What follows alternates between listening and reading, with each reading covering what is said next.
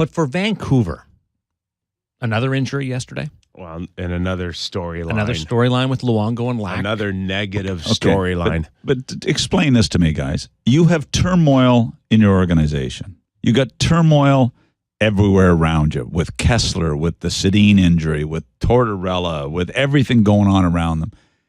And you make that decision? You go out of your way to invite it. Why just create more turmoil? When you look at face value, Tortorella's he's got some substance in his decision.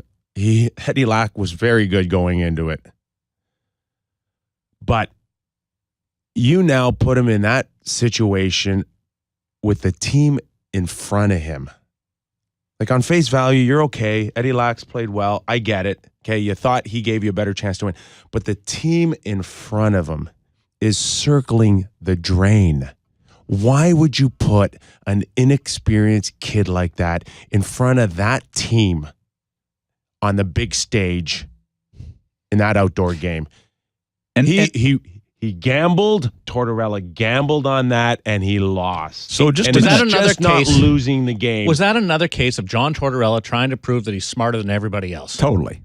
So here's he didn't need to go there. You've got the Olympic team goalie. He hasn't played since he's come back from the Olympics.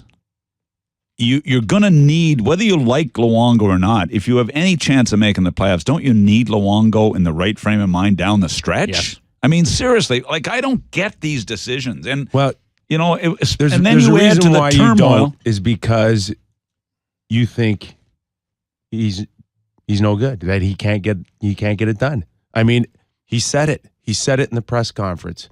The other guy gave me a better chance to win. Obviously, he didn't. He didn't because he wasn't very good in the game. But it's not so much whether he did or not. It's you're telling everybody exactly how you feel about Luongo. And is that smart? Is that not adding more turmoil? Totally not smart. That's okay if you got all your ducks. Tell that to your GM. You're okay if you feel good about your team. Yeah, you know, leave it. Tell your GM this is what. But you know, now you lost Lou. Now you've completely lost Lou. Anyway, it is bizarre. So Daniel Sedin's hurt and could be out for a long time. It looks like a hamstring to me. Yeah. Ryan Kesler wants to be traded, if you believe the reports. I think they're pretty accurate. Roberto Luongo has been dissed by the head coach, and a year after you didn't think it could get any worse for him when he was left standing at the podium, shocked that he wasn't traded. He can't even get the start in a marquee game for the Vancouver Canucks, and they're tied for that final playoff spot, for the wild card spot. And I'm telling you, do you think Mike Gillis is in agreement with what's going on with this turmoil? Now, how much he created, I don't know, but I mean, Tortorella and Gillis, it's got to be. I'd love to be sitting in on those meetings. What's really going on? How do you fix it? How do you make the playoffs and fix this for the rest of this year in Vancouver? You can't do both. I don't think you can. Well, they're lucky. They're lucky that nobody really wants the 8th spot. They're so lucky that Phoenix and Dallas and these teams just can't seem to get it together long enough to blow by them. They're lucky. They're lucky that the West is 8 deep. You know, and Dallas, Winnipeg, Vancouver all tied with 56 points, and then Phoenix is one back. And who has games in hand? You can't. It's marginal. Even, eh? Vancouver actually has played the most games. Yeah. They need help everywhere. They're leaking oil everywhere. This organization, you can't salvage this season, I don't think. But they still have a chance to get. Well, they still have a chance to get. Then the you playoffs. get in. They've got to get in the back door. But you know what? You've got to. That's why I'm confused at the decision, because the one thing you've got to be doing, like Tortorella, the mindset when he went to the Calgary dressing room was to rally the troops. So the goal of the coach this time of year and the general manager has got to be to rally the troops enough to get us in the playoffs. And rallying the troops is not pulling what he pulled yesterday. It's mind-boggling to me that you do that.